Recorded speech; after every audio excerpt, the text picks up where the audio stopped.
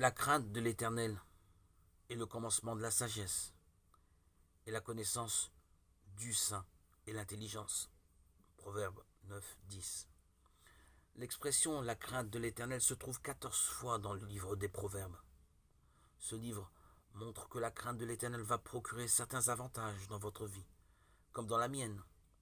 Si nous craignons le Seigneur, nous découvrirons la réalité de certaines choses. Tout d'abord, la crainte de l'Éternel est le commencement de la sagesse. On a dit que la sagesse est la connaissance correctement appliquée. Mais la sagesse consiste aussi à voir les choses comme Dieu les voit et à réagir de la façon dont il réagira lui-même.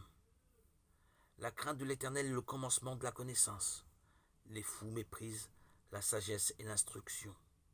La crainte de l'Éternel est la discipline de la sagesse et l'abaissement va devant la gloire. Pour rechercher la vraie sagesse, le meilleur point de départ, c'est de craindre l'Éternel. Une vraie crainte de Dieu résulte de la connaissance de ce qu'il est, infiniment puissant, majestueux, plein de bonté. Avant de pouvoir grandir spirituellement, on doit d'abord apprendre à le craindre. La crainte de l'Éternel nous pousse à la sainteté. Ne sois pas sage à tes propres yeux, crains l'Éternel et éloigne-toi du mal.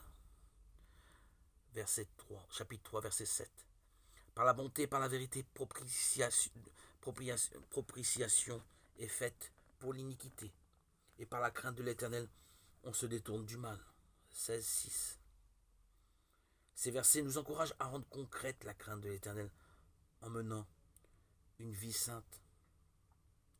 La personne qui honore vraiment le Seigneur comme il doit l'être ne fera rien qui apporte honte, déshonneur ou peine à son cœur. Ceux qui vivent vraiment dans la crainte de Dieu fuiront le mal sous toutes ses formes. Si nous vivons et si nous marchons dans cette crainte, il n'y aura pas de zone trouble dans notre vie.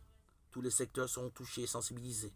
La pensée de causer de la peine au Seigneur ou d'attenter à sa sainteté nous sera insupportable.